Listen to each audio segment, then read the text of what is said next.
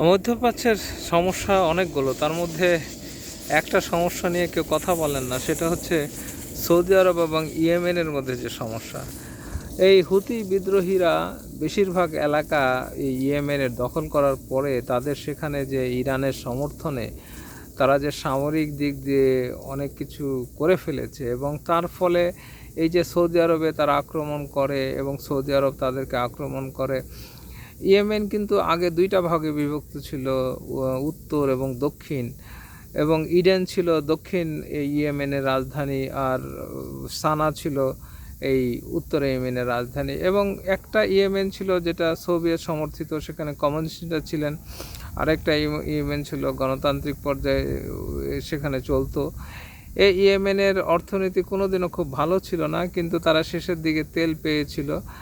এবং এই যে হুতিরা সানাকে কেন্দ্র করে বিশাল এলাকা দখল করেছে বিভিন্ন গোষ্ঠীর সমর্থনে, এবং এর শিয়া কেন্দ্রিক এই গোষ্ঠীর সাথে কিছু সুন্নিরাও যোগ দিয়েছে। এবং এরা যখন ক্ষমতায় আসলো, তারপর থেকে মধ্যপ্রাচ্যের যে অস্থিতিশীলতা সেটা কিন্তু অনেক বৃদ্ধি পেয়েছে। এবং তারা মার্কিন স্থাপনা সহ বিভিন্ন স্থাপনা, ইসরায়েলি স্থাপনায় তারা আক্রমণ করে, এবং ইরান যে কাজ করে সাথে তারা সমর্থক হিসাবে কাজ করে। এই যে এটা একটা বড় সমস্যা এই মধ্যপ্রাচ্যের। এবং এই যে সৌদি আরবের অর্থনীতি যে খারাপ হয়েছে এদের কারণেও, কারণ হচ্ছে যে তাদের সাথে যুদ্ধ করতে হচ্ছে। এবং এটা কিন্তু দুইটি সরকার, এবং একটি হচ্ছে বৈধ সরকার, তারা ইডেন কেন্দ্রিক, এবং সেখানে অর্থাৎ ইডেনের যে নামের যে শহর রয়েছে দক্ষিণাঞ্চলে, সেখানে কিন্তু সৌদি আরবের ঘাঁটিও রয়েছে, এবং তারা সেখান থেকে আসলে হুতিদের সাথে যুদ্ধ করছে।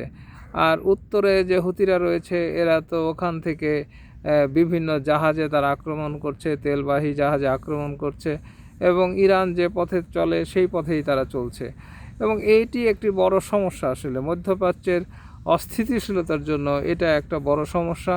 এদিকে ওমান মাঝে মাঝে চেষ্টা করে যে হুতিদের সাথে সৌদি আরবের একটা আলোচনা করার জন্য, কিন্তু এই গোষ্ঠীটা যেহেতু স্বীকৃত না, তাদের হাতে এই যে এতগুলো অস্ত্র কিভাবে আসলো, ইরান এতগুলো অস্ত্র দিল নাকি আরও কেউ এখানে জড়িত আছে, সেটাও আসলে অনেকেই জানেন না।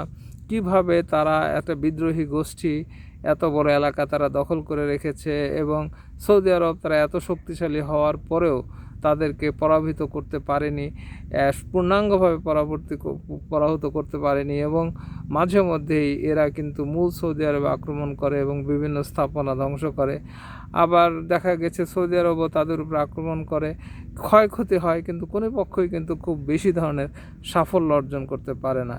এই সমস্যাটার সমাধান হওয়া দরকার, তা নাহলে সৌদি আরব, ইয়েমেন, ওই অঞ্চলের যারা জনগণ, ওমান, আরব আমিরাত সহ গালফ স্টেট যে রয়েছে, প্রত্যেকের জন্যই ক্ষতি, এবং প্রত্যেকের জন্যই এটি একটি সমস্যা।